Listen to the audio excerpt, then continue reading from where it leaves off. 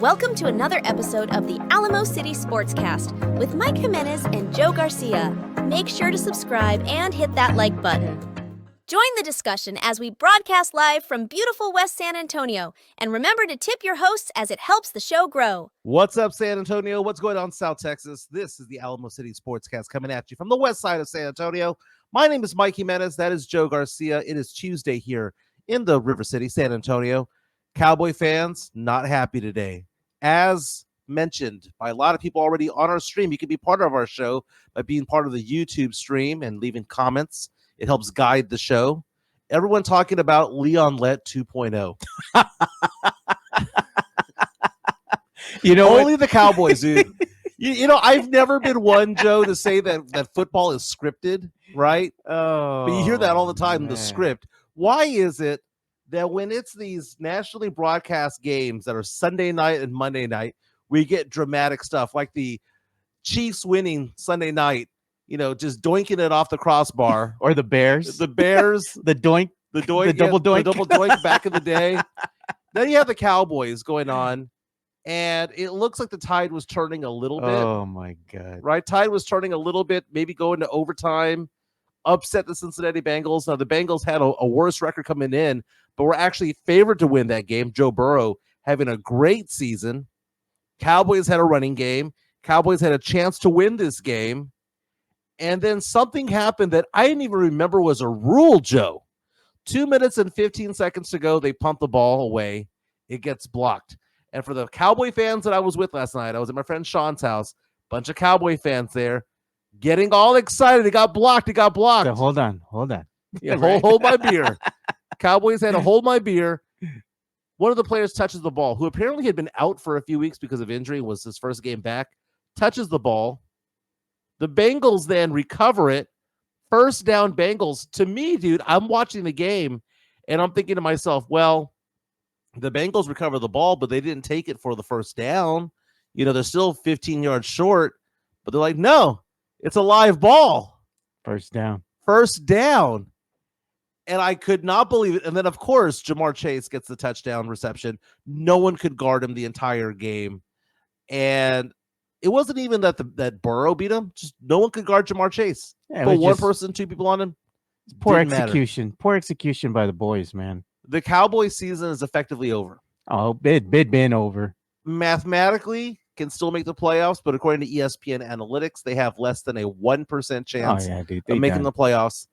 The season is over.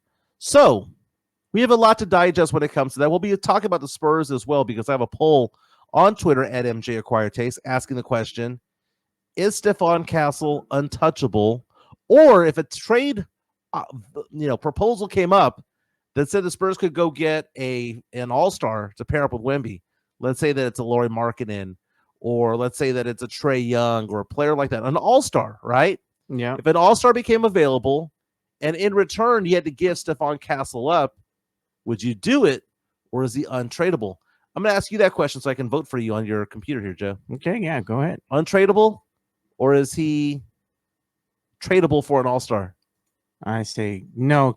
I'm voting right now, too, and I said no, Castle is untouchable. Castle's untouchable. So we have 42 votes in. We just put this poll out maybe about 20 minutes ago or so. You can vote on my Twitter account at MJ Acquired Taste. Already Tavarius coming out strong, saying Wemby is the only untouchable Spur player. So we're going to get into that later on in today's show. Caitlin Clark got an honor today. Caitlin Clark is the Athlete of the Year. And that is I had read that only the second person basketball player ever to be named the Time Athlete of the Year. LeBron James was the Athlete of the Year 4 years ago. This year it's Caitlin Clark. We're going to talk about that. We'll get into some pop culture and nostalgia along the way. But Joe, how are you doing today, my man?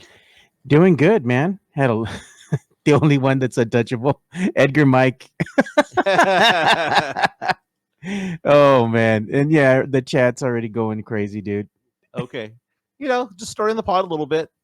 But I just thought about it because yesterday there were all these trade rumors involving the Spurs that came out. And sporting news used to be a thing, but now it's a fan-driven thing. And it used to be where you'd have actual journalists go out there. Yeah, and now it's just the guy. It's just a bunch of bloggers. It's just basically me Like if I wanted a job, I could go get a job with Sports Illustrated or Sporting News because there's no real journalists doing the work anymore. It's basically fan blogs. Well, it's writers, they're writers, but they're not like, mainstream media, anything like that. The big trade proposal they had yesterday was LaMelo Ball. Charlotte point guard could be available for a trade. And what would the Spurs have to give up? So they were saying, well, what if the Spurs gave up Trey Jones, Malachi Branham, Keldon Johnson, and 3 first-round draft picks for LaMelo Ball? And a lot of players, are touchable, some are untouchable, but a lot of fans out there will look at that and go, well, Michael, that's 6 players. And to me, it wasn't. I was like, well, wait a minute. Let's dissect this. Malachi Branham doesn't play anymore. The Spurs have a team option on him. He's effectively off the team. What did I say? What's the word you have to use? Gone. What's his name? Gone. Yeah. Malachi Branham's gone. Trey Jones, and he's a free agent at the end of this year. Think he's going to be coming back? No. You know what he is? Gone. Yeah.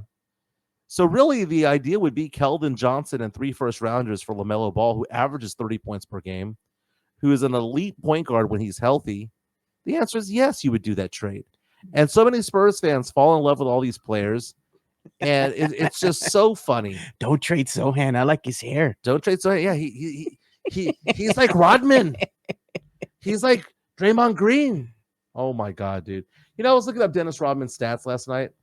Yeah. And what I like about our show, Joe, is that we actually don't even talk about what we're going to talk about until like a minute before the show starts. Hey, let's talk about this. And you go, let's talk about that. I'm like, all right, cool. No, look at Jeff. He's already in the chat. He says, you can give me credit for the castle is untouchable idea topic, Jimenez. That's fine. That's fine. Locked On Spurs. I will be on Locked On Spurs tomorrow. He's trying to get me in trouble because one of the topics he has is what are some stats involving the Spurs that you don't like? And he's gonna throw me under the bus to his 5,500 subscribers on YouTube. Let me get my EFG ready. No, my favorite one was yesterday because I had people flag me down about this yesterday. Jeremy Sohan averages 1 bucket per game outside of 1 foot. He's played 11 games this year, has made only 11 shots this year outside of the 1 foot mark. He's made a lot of dunks, he's made a lot of layups, but that 1 or 2 foot mark there for the layup or for the dunk has been the bulk of his shots. He's only made 11. He averages 1 shot per game. There's an actual basketball shot, not a layup or a dunk. No mid-range game, no 3-point game, no nothing. But you know what? He's got green hair like Rodman had back in the day. Rodman averaging 7 points for his career. Dennis Rodman does not belong in the Hall of Fame, by the way. Oh, very good. Dennis Rodman should never have been even considered for the Hall of Fame. Man, Mike, you hating on everything today, dude. You're the Grinch. Yeah, Mike, how's the Christmas tree coming along? Don't have one. You don't? There's one right behind you. I don't have a Christmas tree this year because going through a divorce and I only have my kids 2 days a week. So, I have one at my girlfriend's house. Got one at my family's house. It's not me being the Grinch. It's just, it's kind of a weird transition. Last year I got separated and all that stuff goes on. And, life just comes at you pretty fast sometimes. And I just don't want to have a bunch of Christmas decorations at home when there's a pretty good chance I'm not going to be living in that home in the next 6 months anyway. Yeah. You know who's still one of the biggest Sohan supporters ever that I've ever seen. Yeah. I'm still here, Sohan. Dude, Jonah Hill, huge fan of Jeremy Sohan. Before we get into Spurs talk and before we get into Christmas and all that stuff, and I'm a Christmas guy, dude. I love Christmas. Dude, I already have all my shopping done. All of it. Every single one. All my kids, my nephews, my niece, my parents, my girlfriend. Don't forget me. They're all done. Dude, yours is easy. You and some of my friends, it's easy. Just go to Specs and figure it out. Because that's what I'm doing this weekend. Full disclosure, I'm going to be shopping for my friends. Guess where I'm going to be going? Yeah. Specs, Total Wine and More, over because I'm going to be over there by North Star. Right. I'm going to be heading out to Total Wine and More, checking out what they have there. They got some good gift sets, man. Our good friend AD, who owns several Texas Cheer Liquors, is also a good place to stop by. What I like during Christmas time, we need Joe, to get them as part of the show, man. We do. They're willing. Hey, let's get them on. What we need to do, Joe, is understand that those places have the best liquor deals. They do, man, during Christmas time, because it's not only the bottle, but you get a couple of glasses. Yes, you get the flask. My girlfriend, just not even for Christmas, just came up to me and was like, "I thought you'd like this," and it was a Crown Royal with a flask. Yeah, it was like a leather flask, man. And it was nice. And then the other one they had going on right now is the Crown Royal bottle. It depends on the size. The small one comes with the flask. I think that's 375 milliliter. Yeah, 750 and up. The 750 has the two big glasses, which are nice. And I'm going to be drinking Crown Royal anyway, right? Yeah. The Herradura one comes with the set of shot glasses. Yeah, man, which is pretty cool. Herradura is so good, man. Yeah. Herradura, little name drop here. I actually had some a tequila shot along with Minix and Reinagel and Rob Thompson with the great Emmett Smith. Nice. I believe it was Herradura. I think it was. But he's a champion, dude, and it's been a long time since the Cowboys have had a guy like Emmett Smith on that team. But last night, my goodness, seeing the Bengals go in and steal that win 27-20, and in the fashion in which they did it, Joe, I told you from my perspective, I didn't even know it was a rule. I mean, I knew it was a rule, but because he didn't get it past the sticks, it kind of confused me. Yeah. But Joe, you're the Cowboy fan. I'm a Cowboy fan. Could you not say that play encapsulated the entire season for the Cowboys? Oh, like it was symbolic for how the season has gone.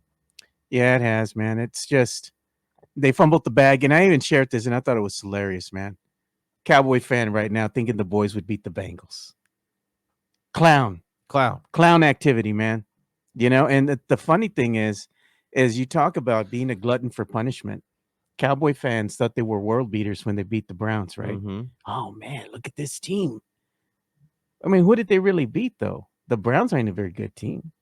Think about this for Cowboy fans. From they a Cowboy beat the Steelers, perspective. But I'm like, it can happen any Sunday, right? Right. And that's basically the Cowboys beating the Steelers. Think about it, Mike.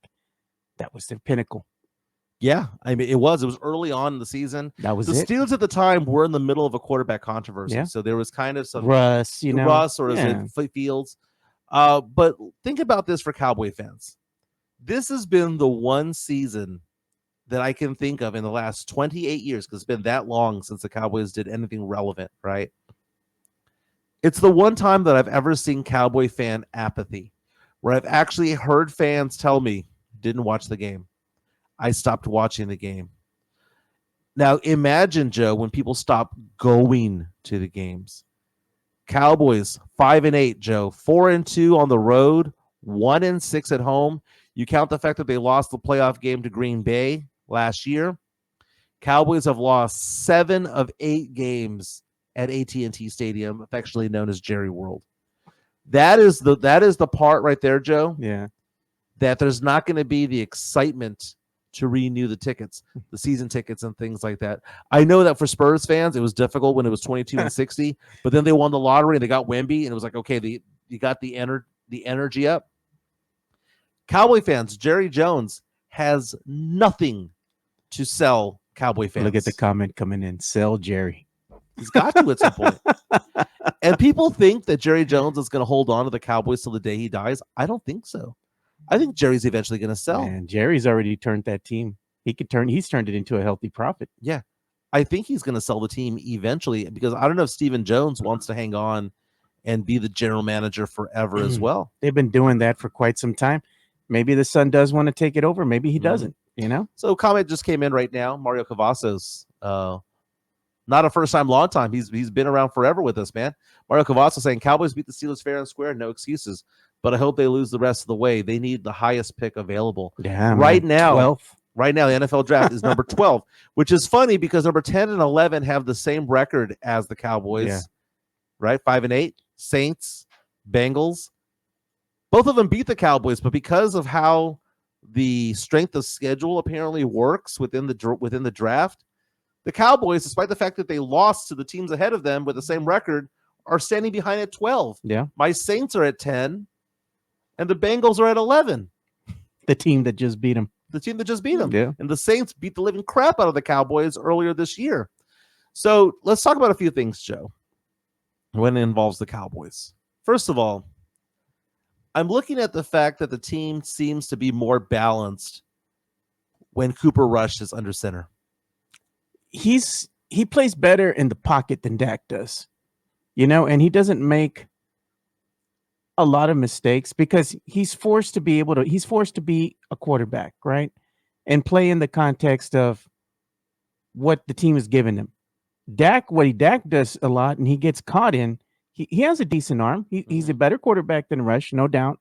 But what Dak does is he tries to extend plays. Yeah. He holds on to the ball too long. And then when he starts to scramble, bad things happen. The problem with Cooper Rush is that he's not very talented. He's not. He's a backup. There were a couple of passes yesterday that could have moved the sticks, and he missed the receiver by a wide margin, and they were open. Yeah. There was one play that it was like a 10-yard out, and he missed it. I mean, he was throwing it to the guy in the second row at that point. It was like there was no pressure. He just missed the throw. I think when Cooper Rush is out there, they know that he has limitations out there. Mm-hmm. So they decide, you know what we're going to do? It might be a better idea for us to run the ball than it is to let Cooper Rush go out there for 50 attempts. When Dak is out there, because they know that Dak is talented and Dak can extend plays, they rely on Dak so much. Rico Dowdle yesterday had 18 carries for 131 yards, including a 27-yard run. Keep in mind, this was a Cowboys team that brought back Zeke Elliott and Dalvin Cook. Yeah. But the best running back on that team by far has been Rico Dowdle. Back-to-back games with 100 yards rushing. Did the Cowboys not have a rushing game, or did the Cowboys just simply give up on the run earlier in the season? I think the thing is that it's just the lack of talent at the running back position. Well, it's because they were trotting out there Zeke Elliott. They tried making Zeke Elliott the RB1. Was mistake number one saying, hey, let's give the keys over to Rico Dowdle? Was that the problem? Because Rico Dowdle, I mean, I know he had injuries earlier in the year. I mean, I get that. But you take a look at what he's done. The last 3 games, Rico Dowdle, 86 yards, 112, 131. Joe, the dude's averaging 110 the last 3 games. Guess what? Cowboys won 2 of those games. They beat the Giants and they beat the Commanders, and they were in line to beat the Bengals, or at least send them to overtime. For the season, Rico Dowdle is doing pretty good. I mean, I'm looking at his stats here, Joe, for the season. 152 rushes, 731 yards, Joe. He's averaging 4.8 a carry. That's not bad. Dowdle's not a scrub. Maybe the problem with the Cowboys was that they had that loyalty to Zeke Elliott. That might be a Jerry thing. They brought in a big name in Dalvin Cook, even though both of those guys might be in their 20s, 29, 30 years old. Zeke Elliott's like 29 still. He seems like he's 40. He just ain't. He's washed, man. They're washed. Yeah. They didn't give the ball to Rico Dowdle early on. Rico Dowdle just 26 years old, 5th season out of South Carolina. And he's not even that good, dude. That's your best running back. I mean, I'm not saying Rico Dowdle's a world beater and he's going to be a Pro Bowler. But what I am saying is he was the best man in the RB room. That's no lies detected. And they had to have seen that early on. So who's making the decision to not give him the RB1 job? Jerry. Is it Jerry? It's Jerry, dude. Jerry controls everything. Jerry looks at it, and he's up there in the crow's nest, during practice and all that in the summer. And he's looking down there, and he's like, the hell with what you guys are saying. I own this damn team. It's my team. Mm-hmm. This is what I want you all to do. Everybody's afraid of Jerry. Right. So they do exactly what he wants, even though they know it's not going to turn into wins. They let him control that team. He's like, this is my team. I'm going to do what I want. He's a horrible GM, man. Mm-hmm. Horrible GM. One of the worst GMs that I've ever seen. Good owner, horrible GM, makes poor decisions. And because of his poor decisions, look at where we're at right now. All 3 titles in the 90s were Jimmy Johnson's. Yep. It was the trade for Herschel Walker that Jimmy Johnson orchestrated, and the getting rid of certain players in order to get the compensatory picks. Talk about getting fleeced, man. And then Barry Switzer won with Jimmy's team. But that was Jimmy's team. That was Jimmy's team. Yeah. I'm looking at Rico Dowdle's stats. Rico Dowdle, this is how the Cowboys used him early on. 8 carries, 7 carries, 8 carries, 11 carries, 5 carries. Didn't do anything. right? Because he was on a short leash. But look at the games by which Rico Dowdle had some significant touches. And there have been 4 games in which he had significant touches. And by significant, I'm saying 19 carries or more, or 18 carries or more.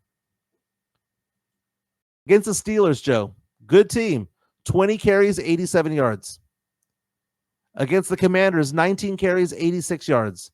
Against the Giants, 22 carries, 112. Against the Bengals, 18 carries, 131.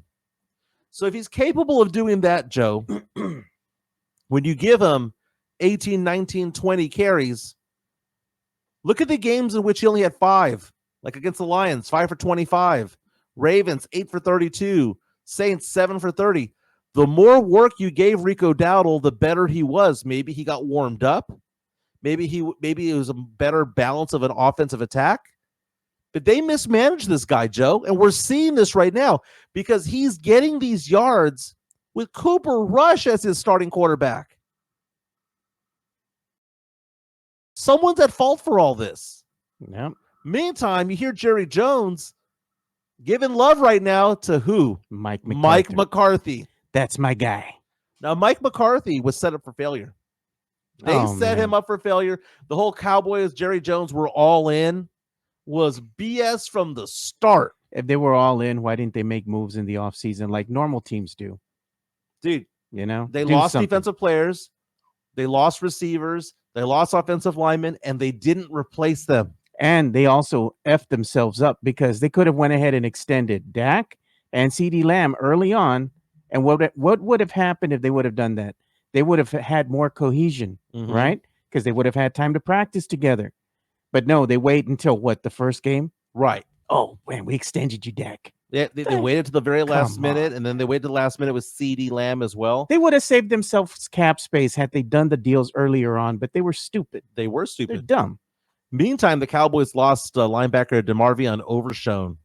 He's going to have surgery on his right knee after suffering an injury against the Bengals. Poor guy, dude. Jerry Jones told 105.3 The Fan today.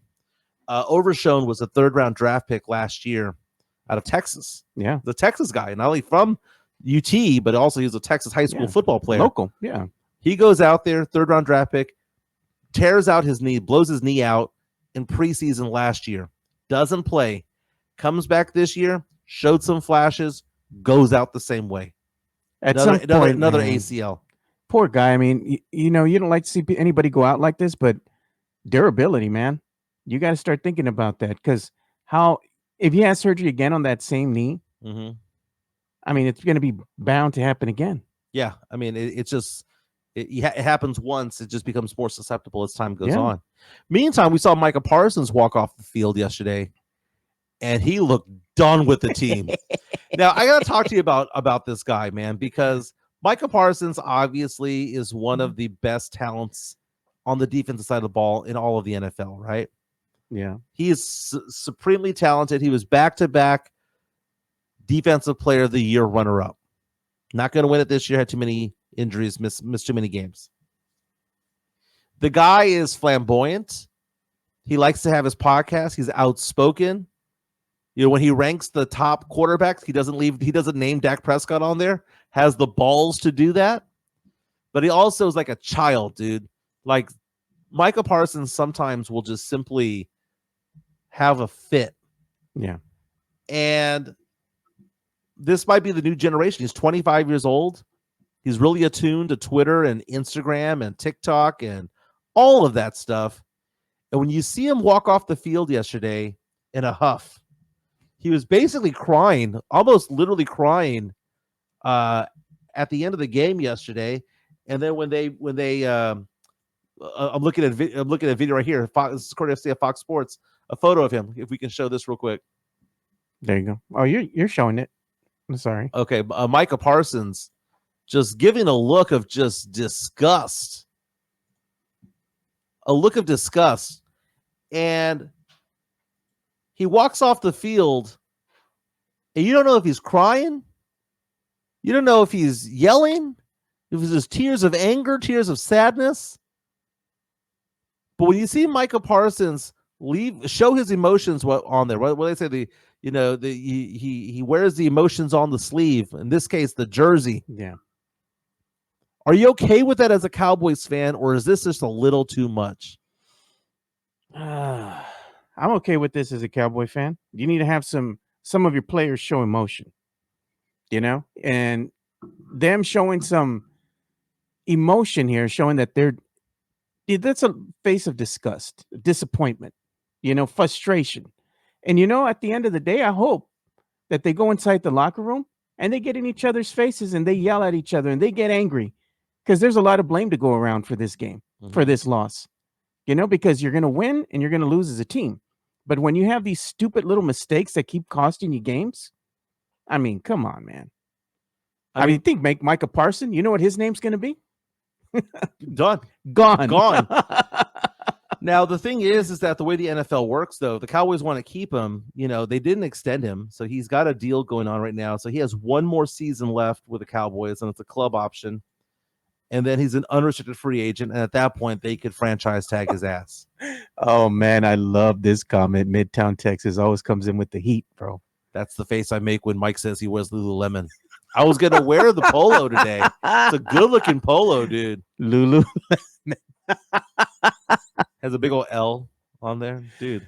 Oh, my lady likes it. My lady likes it, man. I'm going to ask her next time I see her, say, why are you buying Mike Lululemon, man? James Waller, that's a new name to the show. Yeah, James Waller, thanks for joining the show. Appreciate the comment. Hey, man, we appreciate it, dude. Says you're on point when you call him a child. People need to stop comparing him to Lawrence Taylor. No, you need players to show leadership. And that was the problem that I saw with Micah Parsons, is that, does that look like the face of a leader right there? No, bro. He could be one of the best players in the entire league.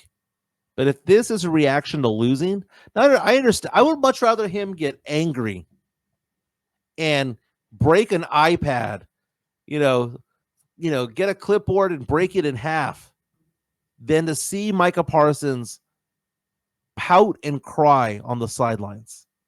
I like the fact that he wants to win. So we know that there's passion there, right? He's not the Ben Simmons of the NFL. There's a passion to go out there and win. But to see that, the passion needs to be done differently, dude.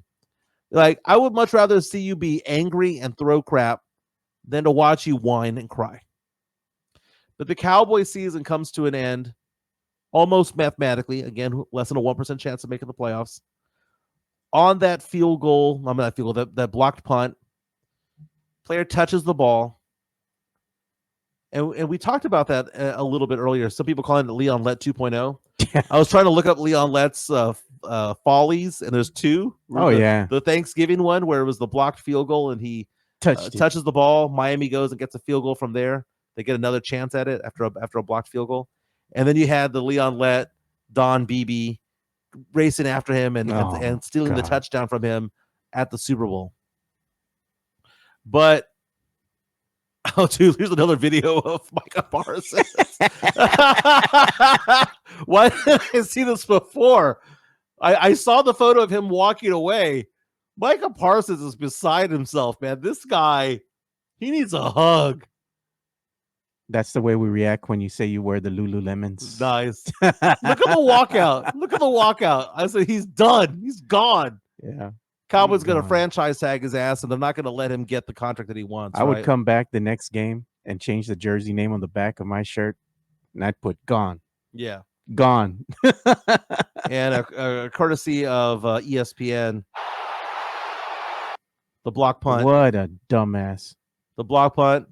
Boom. That was just gets the ball. That was the second play that was dumb. Now, if you don't, on the replay, there's one Cowboys player. There it is. Okay, here's the Cowboy player right there. You see him right there at the 30-yard line? Look at him. Look what he's doing. He's giving the motion. Do not touch. Do not touch. It got touched. Bengals get the ball. Cowboy players knew it. I didn't know it because it's a rule that very rarely goes into effect. I mean, how unlucky is it for the ball to squirt forward 15 yards? Can you imagine if they would have just leave the ball alone? It's a dead ball, right? At that point. Yeah. Where are they going to get field position? Well, it's a dead ball because it's gone. It's a dead ball. Yeah. The ball's going to be placed where the ball ends. wherever it lies, right? Right. So it looks Just like leave it's going to lie around the 50-yard line. Cowboys get the ball. Short field. All you need is like another 10 yards, and you're within. Right there would have been game over. You're within Brandon Aubrey's range right there. The Golden Lake. You know, he would have made it. He was money. But no, instead, what happens? First down. Yeah, you give the Bengals the ball basically at midfield. What a dumbass. Very, very nice. Cowboy season effectively over. Leon Lett 2.0. Leon Lett lives on. Leon Lett alive still?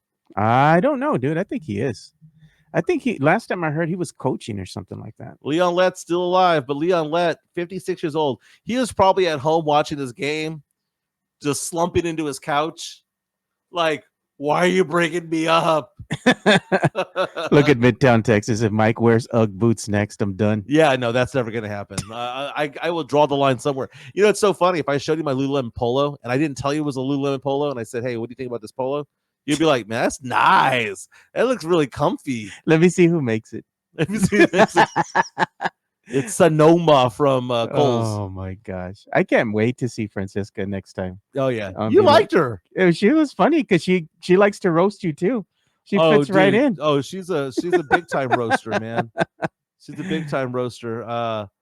So for those of you who don't know, I have a girlfriend. Her name is Francesca. She is a dental hygienist. There she is.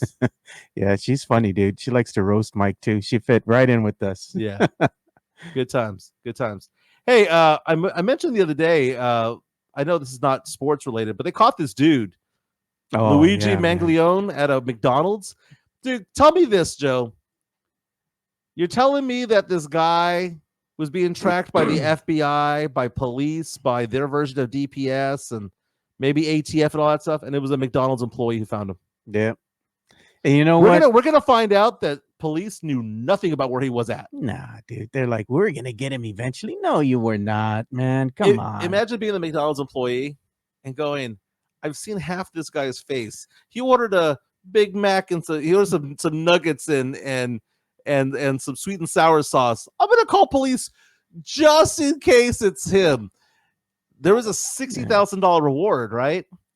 Just in case it's him, and it turns out to be him, and he's holding the gun. He's a dumbass. He's a dumb criminal, dude. How does he think that with his face being exposed like that somebody wasn't going to recognize him somewhere, some way, you know? And I mean, he's gonna go to Starbucks. He's hanging out probably at the McDonald's, going to all these places. I mean, somebody's going to recognize him. Dude, the women were going crazy for this guy yesterday. Because did you hear his story, Joe? You know, valedictorian of his high school. Oh yeah, that part. Yeah. Ivy League graduate, got a master's from Penn, got a BA from Penn as well. Also got a minor in like economics or something like that. The guy was into Pilates. The guy was into yoga and all that stuff. Was living in Hawaii. Had gotten 3 promotions at work, making good money. He went to a school that cost $40,000 a year to go to for high school and middle school. His parents own 2 golf courses, and his parents own a line of like retirement homes.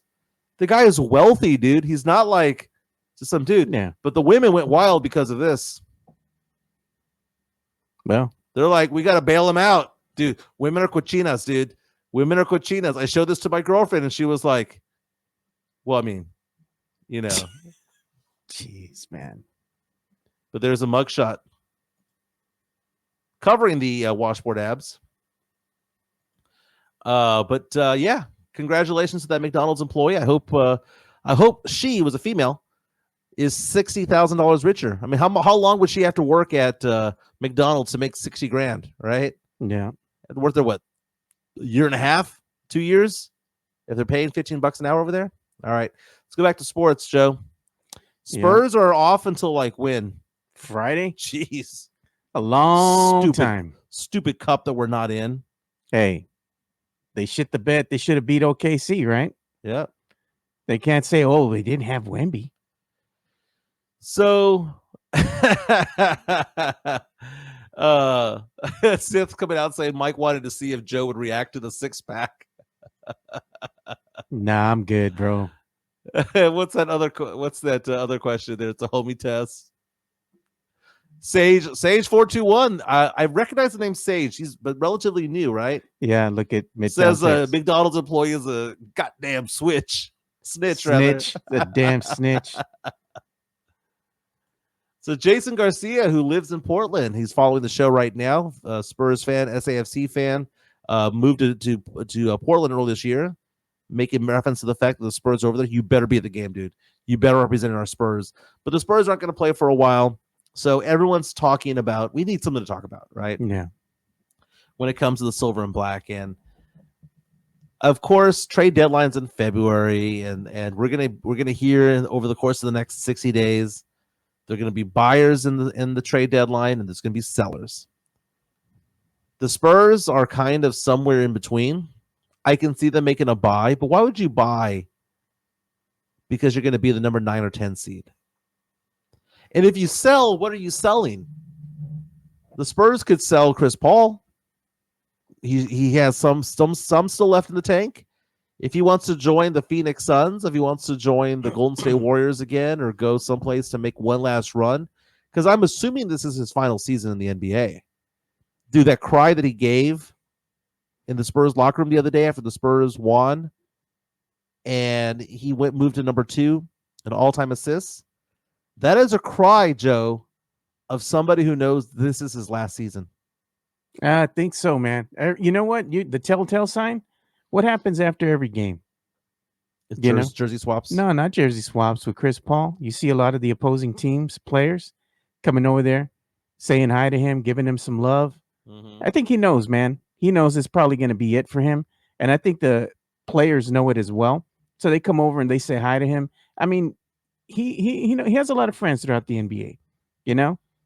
And I think at one time, too, he was like one of the players that was the head of the Players Commission or something like that, representing the players, you know, when it came to negotiations and whatnot.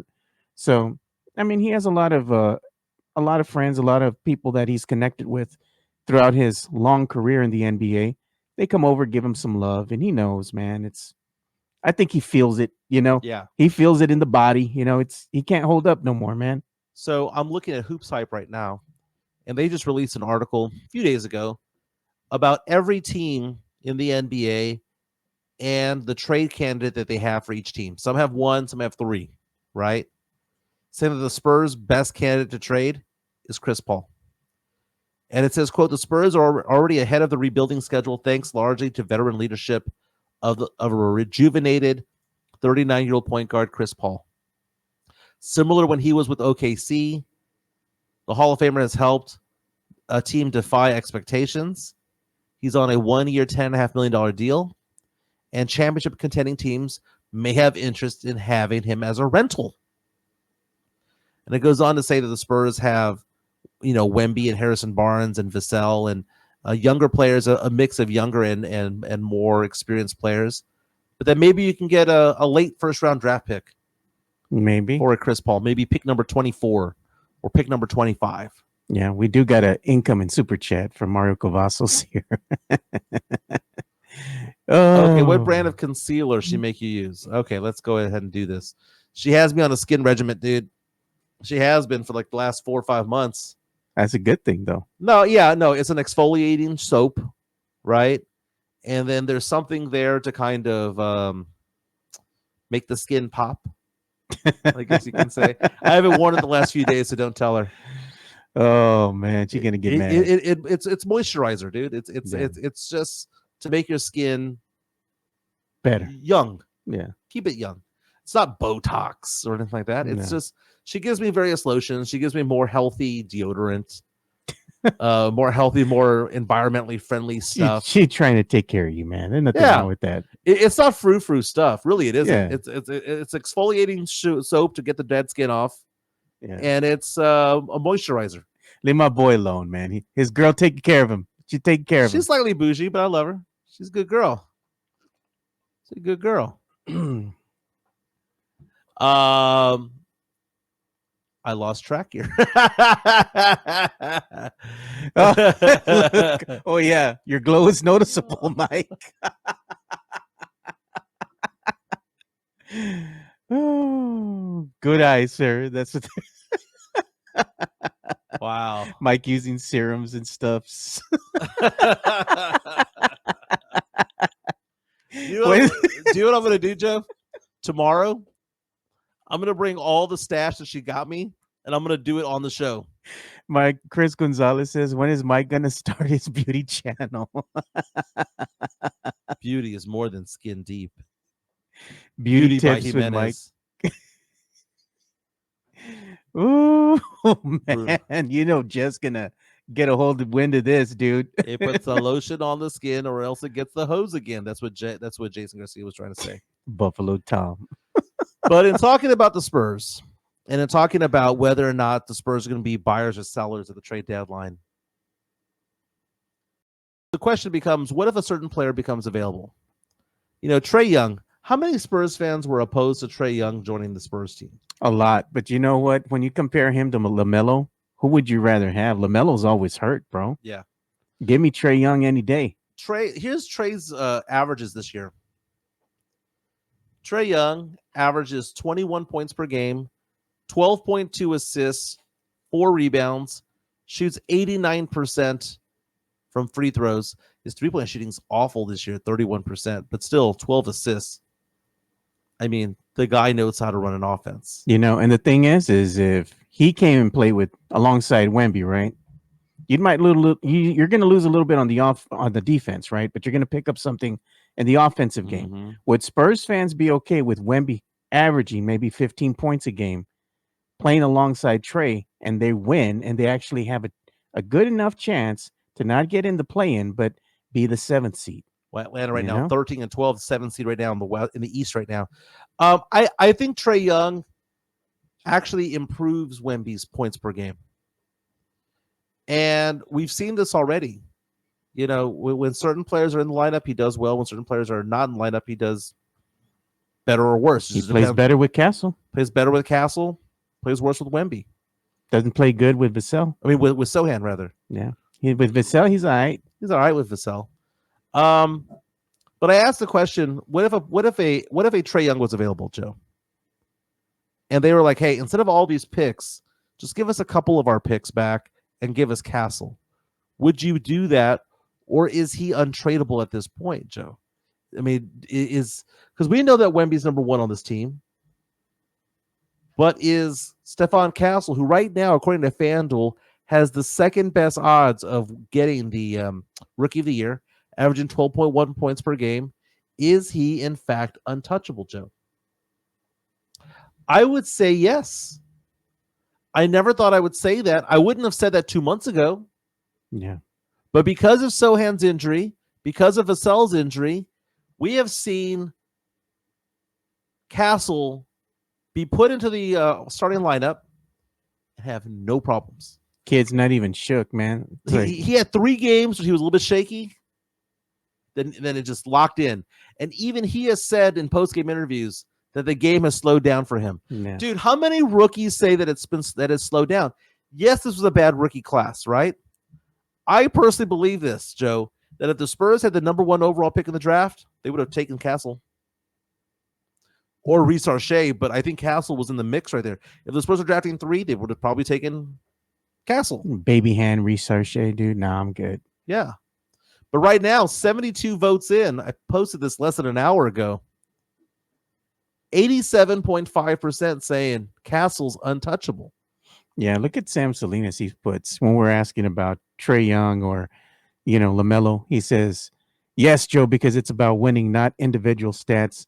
Looking at you, Sohan lovers. Yeah. Well, remember we saw Shai Gilgeous-Alexander, right? And the idea that you're pairing him up with Chris Paul the same way that Chris Paul was paired up with him in 2019 and 2020. So let's look at SGA stats. SGA as a rookie, I believe, was second team all rookie team because Luka Doncic was the point guard that was all NBA. So if you're going to lose to Luka, that is what it is, right? But he averaged 10.8 points per game, 3 assists and 3 rebounds. It's kind of what Castle's doing now. In fact, Castle's probably doing more than that. He goes over to the Thunder, plays with Chris Paul, not as a point guard, plays as a shooting guard. averages 19 points per game in his second season.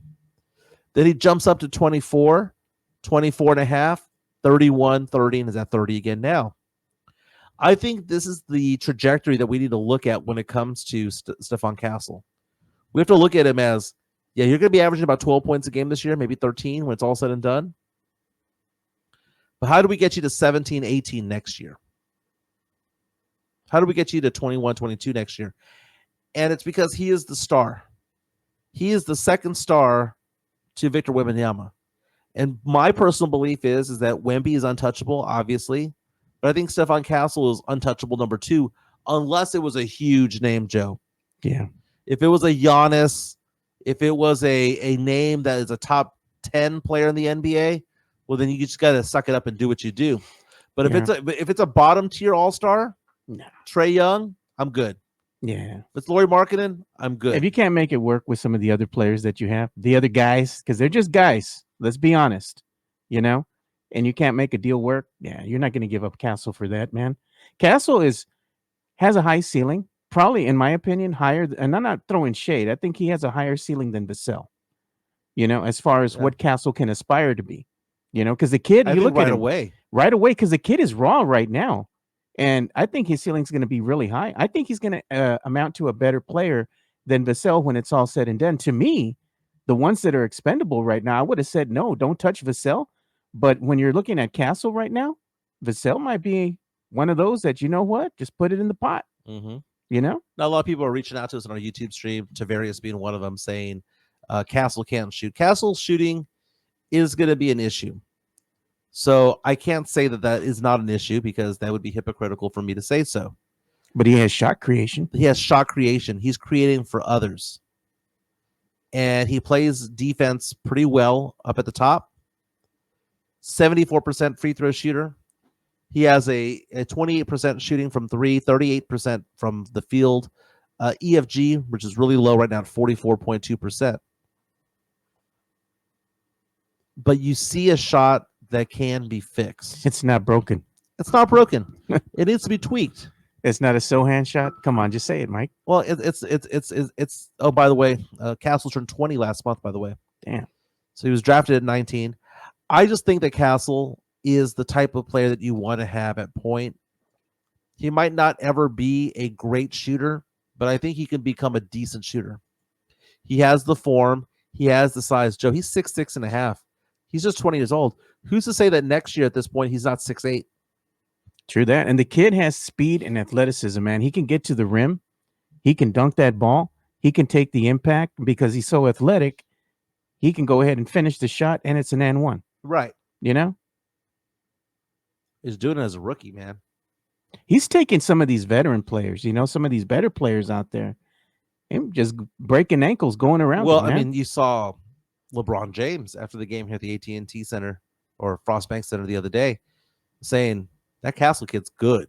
Yeah, he's a good player. He doesn't throw out compliments that are that bad, But, I think that LeBron James is all about PR. But at the end of the day, I think LeBron James sees Stephon Castle and thinks this guy belongs. Yeah, LeBron James is, like any other NBA player, they're good at seeing talent. They can see the possibilities of what said player has early on, Mm-hmm. And they know if you're going to be good or you're just a guy.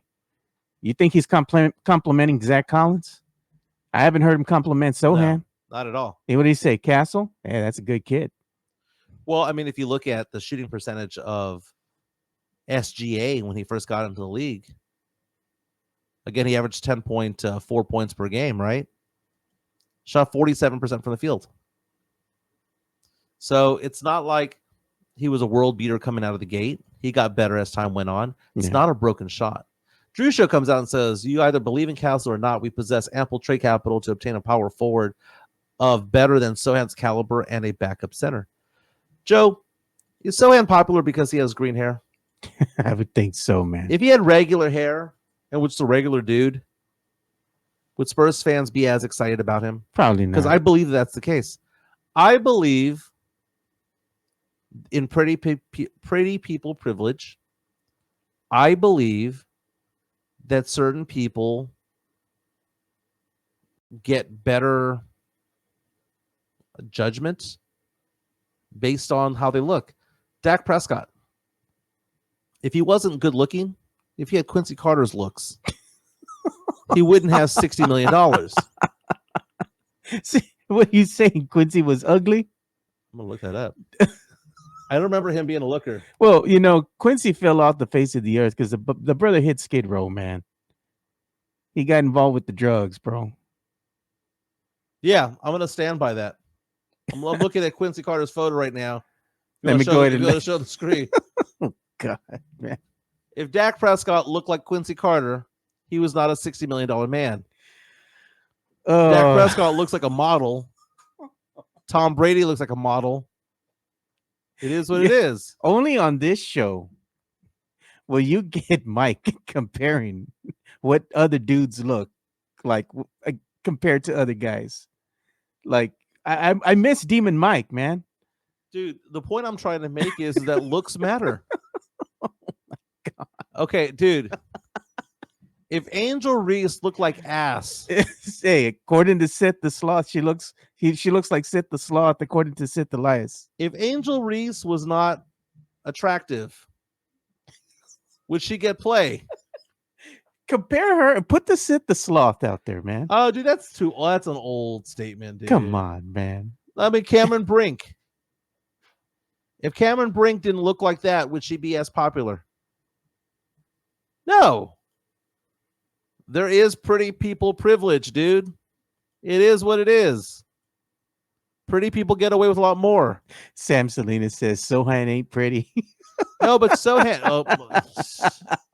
No comment. But Sohan with the purple hair, the pink hair, the green hair, wanting to stand out. Do you know what I would like? Instead of him getting his hair colored, learn a mid-range game.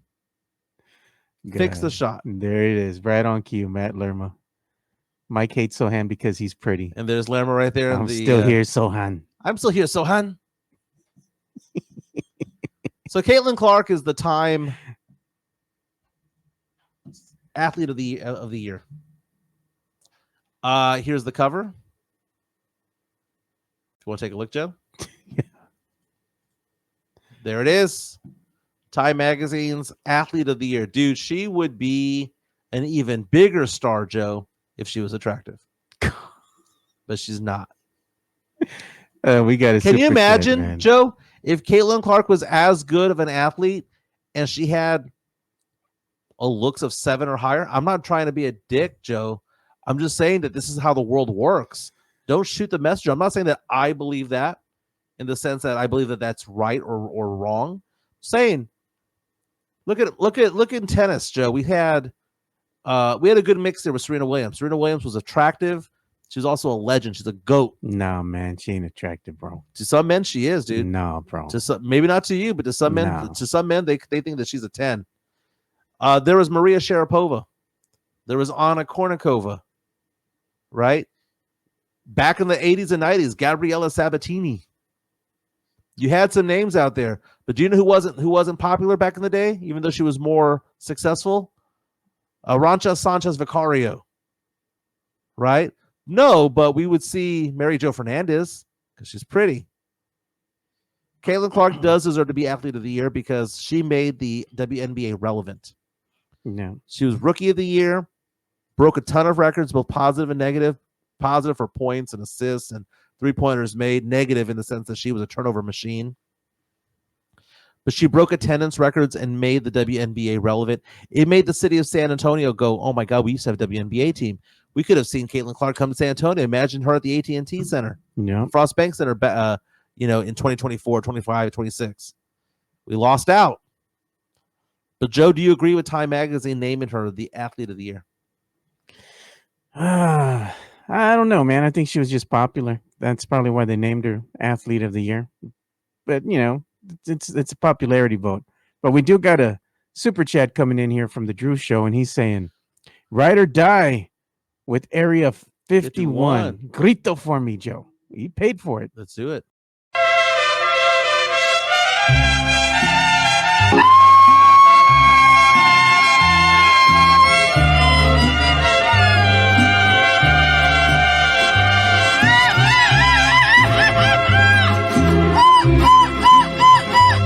Presumir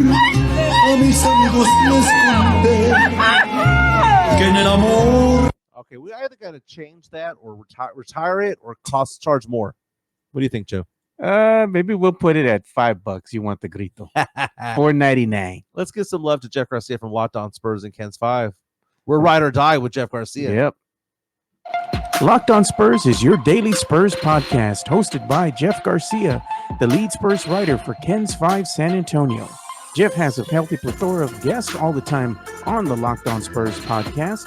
You can also follow Jeff on Threads at Jeff G Ken's 5 SA. You can also follow Jeff on Twitter at Jeff G Spurs Zone. So make sure you go ahead and give Jeff a follow not only on Threads and Twitter, but also on YouTube at youtube.com/@LockedOnSpurs. This is where you're going to be able to find the replay of the Locked On Spurs podcast. Make sure to like, subscribe, and share. That's right. More than 5,500 subscribers on YouTube. I watch on YouTube. I watch on Spotify as well. Jeff on Twitter, also on Kens5.com, has an article involving Sean Elliott talking about Wemby wanting to become the best in the game and having that Kobe Mamba mentality. Also details of how Mamu is hosting a San Antonio Christmas basketball camp, again, at Jeff G Spurs Zone. Lots of articles by Jeff Garcia today. I will be on Locked On Spurs tomorrow, talking about certain statistics that I like and don't like about the Spurs. So we'll get into that. Apparently, also, there's a Santa Wemby sighting and Elf Champagne delivering gifts to local kids. Hey, article could be read on Ken's. I was going to show this too, man. Shout out to Jason Garcia, man. Look at the way he's watching the show over in Portland. Nice. On the big screen there. Thank you, Jason. Appreciate the support, man. That's awesome, baby. That's awesome. He can see my skincare from far, far away. Beauty channel. You're going to start your beauty channel. Skin deep, baby. More than just skin deep. And while we're at it, let's give some love because I see the cap that you're wearing right now. MCS General Contracting for that diamond hard concrete. MCS General Contracting, more than 30 years of combined experience in concrete placement.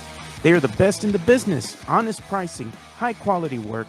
They get going on house foundations, driveways, concrete patio decks.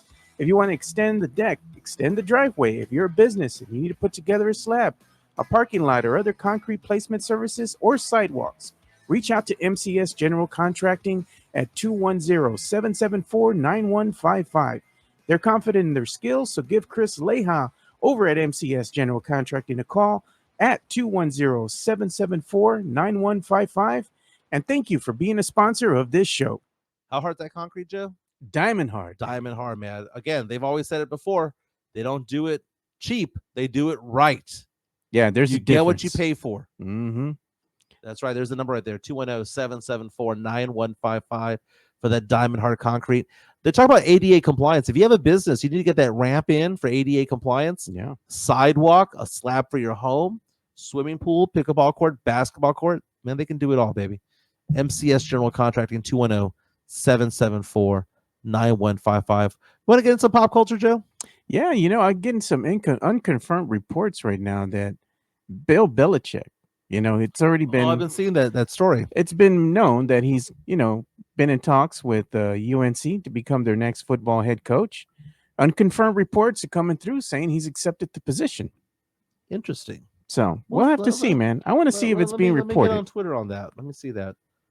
Bill Belichick would be interesting. They were calling it, they play in Chapel Hill. They would have to rename it Chapel Bill.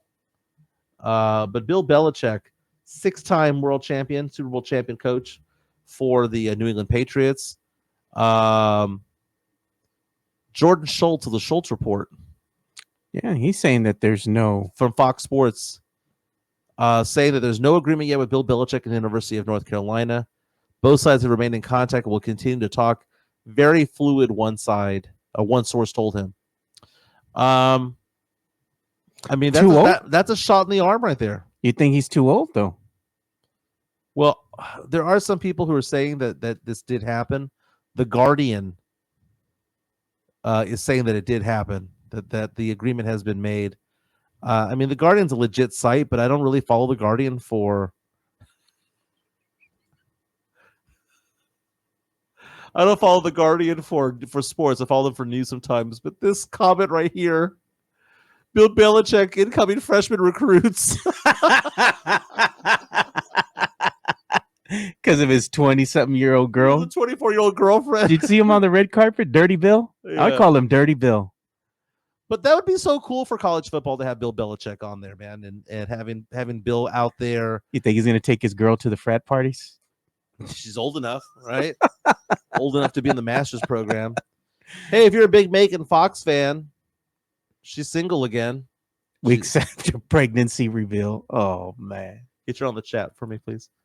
Oh, Megan Fox, superstar actress, known more for her looks than her actual talents. And rapper / rock star Machine Gun Kelly have broken up, according to TMZ. This just weeks after it was revealed that she was pregnant with his kid. So good news, if you want to go after Megan Fox, she's available. Bad news is she's preggers. Yeah, good news is she can't get pregnant twice. Jesus. Apparently, they were together in Vail, Colorado, and sources told TMZ that they broke up over the Thanksgiving weekend. She's cochina, dude. She's cochina. Speaking of cochinas, how about cochinos? Article in here. Tony Busby, the attorney that represented Hillary Coffin, who sued the Spurs and Josh Primo back in the day. Houston-based attorney Tony Busby is now going after Jay-Z, saying that he and Diddy hooked up with or raped a minor 13-year-old. Mm-hmm. After a VMAs. So, TV VMA Awards, man. Jay-Z reportedly says that he wants to have the person's identity released, and Busby saying nope. Jay-Z is probably the biggest name to come out of the whole Diddy scandal, and there's going to be more names that come out. I bet you Usher's going to be on there. Oh, yeah, no doubt. There are going to be other celebrities. But you know what this is right here? This is going to go away because he's going to wind up paying. Yeah, so according to TMZ, it says Jay-Z's rape accuser is filing a criminal complaint against him after slapping him with a civil suit alleging sexual assault. In a statement emailed to TMZ, Busby says he's not ruling out filing rape charges against Jay in New York. And it's talking about letting it run its course. It says, per New York state law, there's no statute of limitations for alleged victims to file a first-degree felony rape complaint. Again, this all has to do with Diddy as well. I don't. Okay, first of all, Jay-Z is innocent until proven guilty, right? That's what the court says. And even if he's found not guilty, doesn't mean that he's innocent. Okay, O.J. Simpson was found not guilty. The glove don't fit, you must acquit. Stupidest thing ever. Hey, Johnny Cochran. Johnny Cochran, the late Johnny Cochran. May he rest in peace. But where there's smoke, there's fire. And I'm going to go ahead and say, Joe, that there's a large percentage of all of this is probably true. I'm not saying that this is, but there's probably a large percentage of it that is true. The problem is that people are going to poke holes at the fact that part of it's not true or embellished or people going after money. But you can't tell me that Diddy is clear or clean of all of this when you know the kind of person that he is. We saw that video of him attacking his girlfriend back in the day while he was wearing that towel in that hotel lobby. Not a lobby, it was hotel hallway. But what's his excuse? I was in a bad place. I was in a bad place. Bro. I sought treatment. Mm-hmm. Yeah, you probably sought treatment. Sam Salinas, 99th problem incoming. You know what was funny to me too? That they showed the irony though in the whole thing. You have Beyonce, which is Jay-Z's better half, right? Yeah. She was on Good Morning America, right? When I was setting up everything for the show this morning. Who's this? Beyonce. Oh, okay. Because she's a voice actress, right? As well. She's voicing one of the characters in that Mustafa film that's going to be released here shortly. And Jay-Z's daughter, Blue Ivy, is also voicing one of the characters in the show, in the movie. So they were on Good Morning America showing some of the behind the scenes stuff because ABC is owned by Disney. You know, it's a parent company, just like ESPN is owned by Disney and all that. And nowhere did they ever mention Jay-Z because of the trouble that he's in right now. Stuff, yeah. So there's no telling if he actually was there as well, but they chose to cut him out and not show him. They just made the segment all about Beyonce and her kids. They never mentioned Jay-Z. He had no part to play in any of that stuff. And to me, it's kind of sad because if you were part of that as a dad, you would want to be portrayed as, hey, I'm enjoying this as a family, right? And well, he couldn't. The reporters don't have time to vet everything that's going on. Yeah, but I'm just saying it was a bad look. They could do it in broad strokes or whatnot, but yeah, I mean, if he was, I'm saying, like, if he was part of that segment, I mean, based on what came out, you have to cut him out. Yeah, dude. After Crazy in Love, I was done with Beyonce. Yeah, like Lemonade, that country album. Oh, that was horrible. Dude. No, thank you, man. Hey, tonight, ACC Network, 6 p.m. tip-off. You've got the Duke Blue Devils, ranked 4th in the nation with a 7-2 record, taking on the 5-4 Incarnate Word Cardinal, Joe. How excited are you to see Incarnate Word take on the 4th-ranked team in the nation? Favored by 35.5 points, by the way. Duke Blue Devils favored by 35.5. It's going to be a blowout. I know we have people on our stream right now saying it's going to be a close game, closer than what people think. Joe, come on, man. Incarnate Word going in over there. Against Duke. I mean, this one. I mean, I'll give them props. They scheduled a good, an excellent program. But they ain't going to go over there. Here's what's going to happen. Incarnate Word's going to play their hearts out, maybe take a 2 or 3 point lead, maybe a 4-point lead. Early.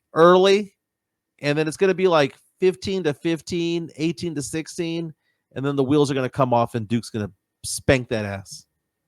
The talent. But good for Incarnate Word. The talent is just not there, man. If UIW upsets Duke, that's going to be one of the biggest upsets ever. It would be the biggest upset ever, man.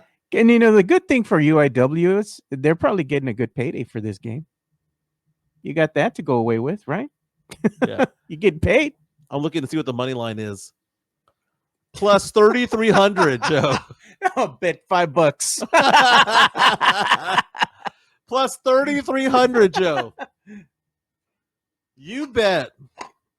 Bet 100. How much? $100. You get $33,000 back. Wait, no. You bet $100, you get 3,300 back.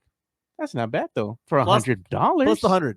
So if you want to get $10,000, mathematically, it's $300 because you would get 9,900 plus your 100 back. Yeah. So $300 on UIW to beat Duke gets you a payout of exactly $10,000. That's pretty good money, man. But I mean, come on, it's gonna happen. Nah, I bet you it's like mathematically, it's less than 1%. Oh yeah. That's funny, Joe. Oh my God. We got Jeff already in here cooking.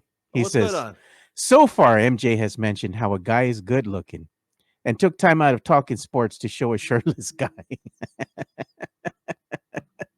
Okay, so first of all, a guy can't recognize another guy's attractive. That's like saying a woman can't recognize another woman's attractive. Oh my God. Are people so insecure of their manhood that they can't identify someone of the same sex being attractive? Be saying Dak Prescott was an attractive, good-looking dude. Calling Quincy Carter ugly. Those are just facts. You even said Caitlin Clark would have had more success if she was at least a 7. Oh my God, dude. She's not ugly. She's not attractive. Well, according to you. MCS General Contracting. She's not ugly, dude. She's not ugly. She's just high. She's high. If her attractiveness was a basketball record, it'd be 500. No. There are 50% who are hotter than her, 50% that are uglier than her. She's all right. And I don't want people spamming me with photos of her at the red carpets, this and the other. Angel Reese is more attractive than Caitlin Clark, that's for sure. Ain't even close. Even if she's Sid the Sloth. Neck down, though. I'm surprised that Sith, the Lord Elias, he's not saying nothing. Oh, my George God. Michael, the 10 of 10. What was that documentary you were watching? Wham? That's all I wanted. Something special, someone sacred. Don't get me started on George Michael. Love George Michael.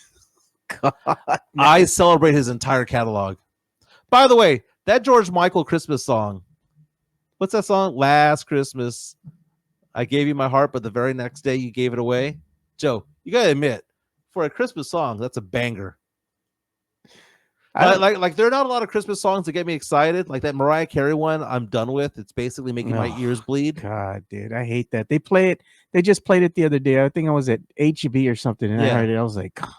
But remember that Do They Know It's Christmas Time at All? That song that back from the 80s, all those rock stars sang that song. That one I can listen to all the time. I can listen to Kelly Clarkson and Christina Aguilera do their songs. And that old Wham song about Last Christmas, I Gave You My Heart. Yeah. Dude, to this day, it's a great song. I like that song from the Eagles. What's it called? The Christmas song that they have? Oh, well, if you want to look up that one, I'll give you one real fast. Please Come Home for Christmas. That's the one I'm looking for from the Eagles. If you go and if you want to show my screen, one of my favorite Christmas songs. Me and my daughter Gabby have been singing this for years. Don't Shoot Me, Santa by the Killers. It's basically about Santa's kidnapping them to kill him, and they're trying to escape. It's a good, cute song, dude. It was done for charity. Mexican Junior says Last Christmas is a top 10 Christmas song. It is. Mexican you know what? Junior. Do you know what? God damn it. We're going to do this for Friday. Y'all already starting it. Let's do it. What's that? Go ahead and give us. We'll put it on your X and we'll share it. Yeah. Give us your Christmas list as far as your songs that you need to have in your playlist, and we'll put it together a Christmas playlist for the people, and we'll put it out on Spotify for this Friday. Oh, Matt Lerma coming out on Twitter saying fresh hot takes from MJ Acquired Taste. He doesn't like Jeremy Sohan because he has pretty privilege. I didn't say that. He thinks Caitlin Clark would be more popular if she was pretty. I did say that. So 1 for 2. Is a 1 for 2? I said he's more popular because he has colorful hair.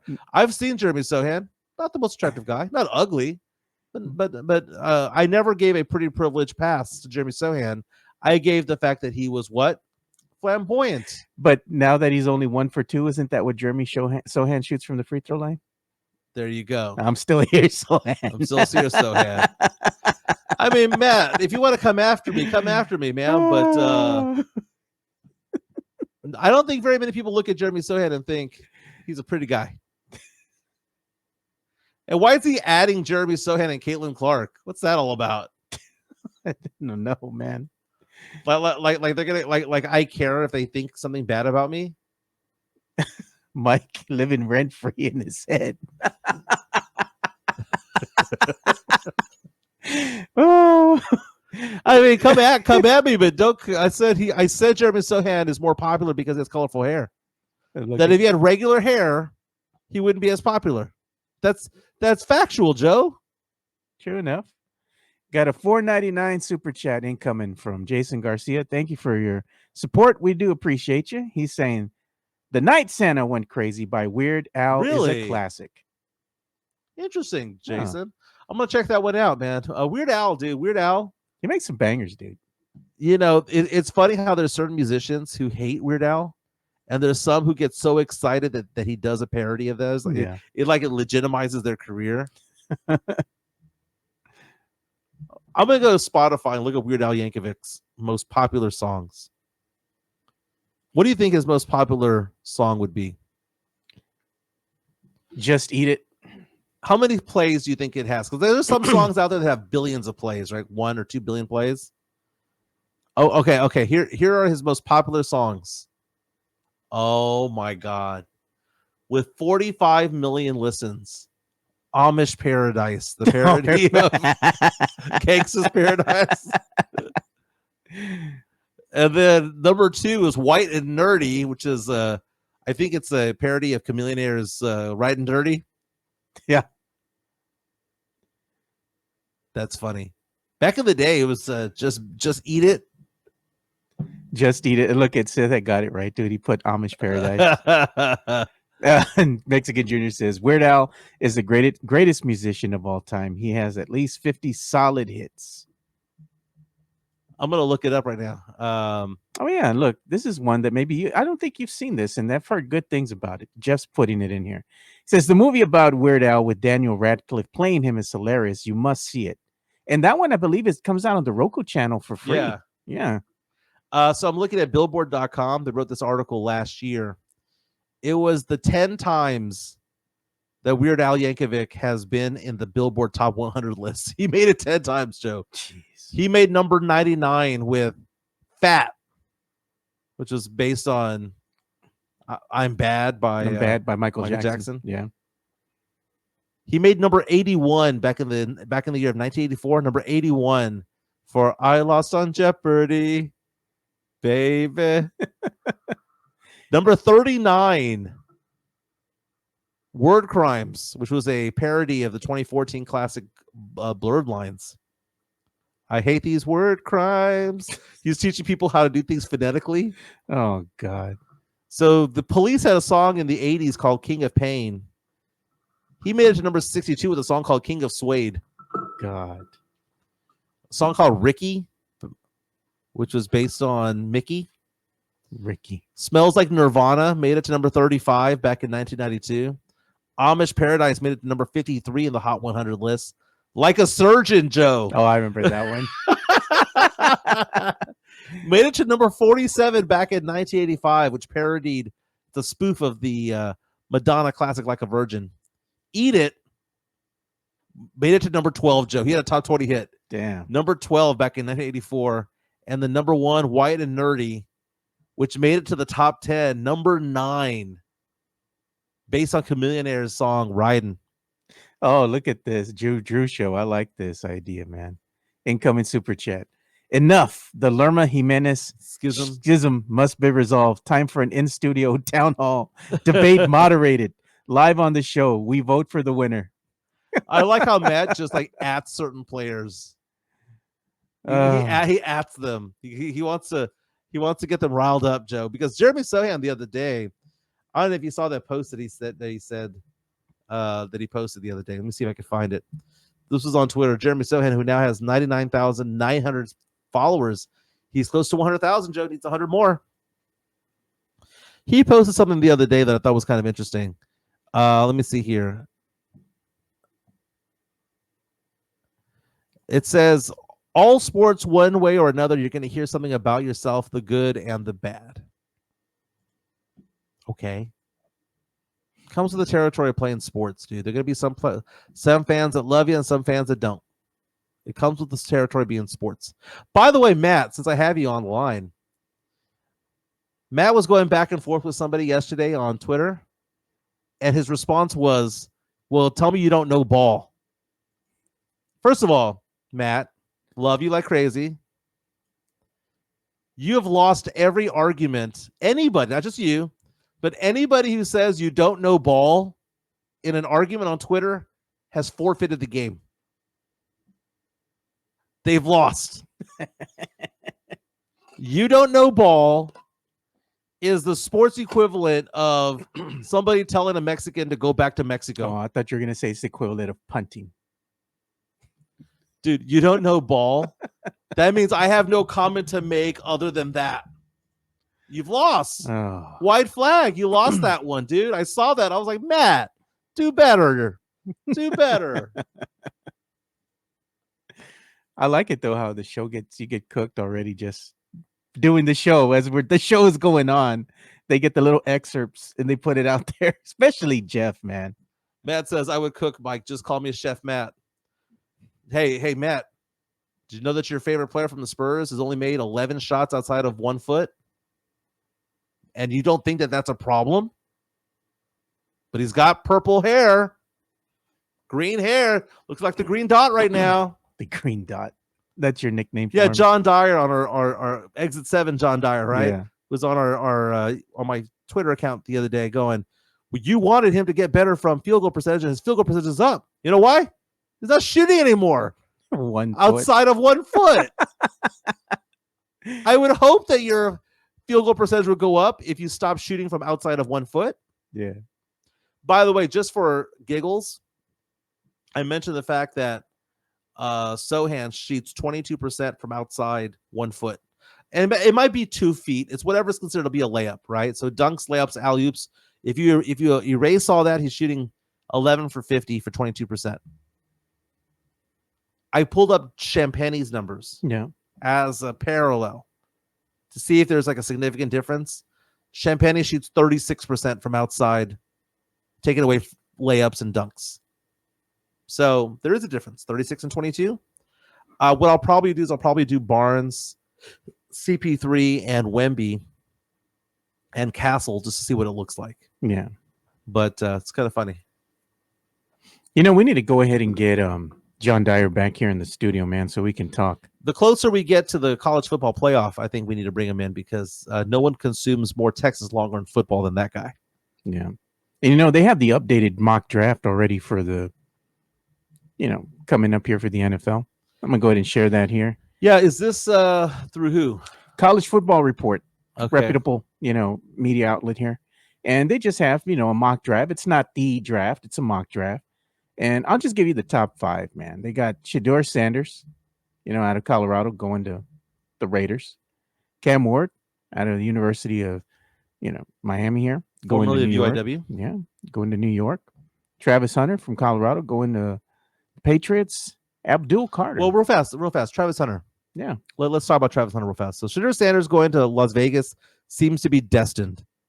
Star player going to the glitz and glamour of Vegas, it seems destined. Cam Ward, that dude is intense, going out to New York to play with the Giants. Travis Hunter, would you tell him to play just one position, Joe? Because he's a stud wide receiver and a stud lockdown corner. He also likes to play special teams. He wants to play basically every play of the game, a la Deion Sanders back in the day. I would have him on special teams, though, man. But what about offense or defense? If somebody's hurt, put him on defense, but put him in the offense, man. You can't really say what he's better at. You'd have to go ahead and find that out in training camp, man. Where you're going to put the kid. Yeah. Very versatile. It's a good problem to have. It is. Abdul Carter apparently is testing out as one of the best prospects of the draft by far. He's an edge out of Penn State. McMillan, I don't know really much about McMillan, to be honest with you, out of Arizona. Victoria McMillan, yeah. But Kelvin Banks Jr., tackle from Texas, number 6. Ouch. Possibly going to the Tennessee Titans. That team ain't going to be any good, man. Others, the Saints at 11, possibly going after Nick Scorton, edge out of Texas A&M. Dallas, they have projected going Ashton Genty out of Boise State, the stud running back. And I know you'd be happy with that.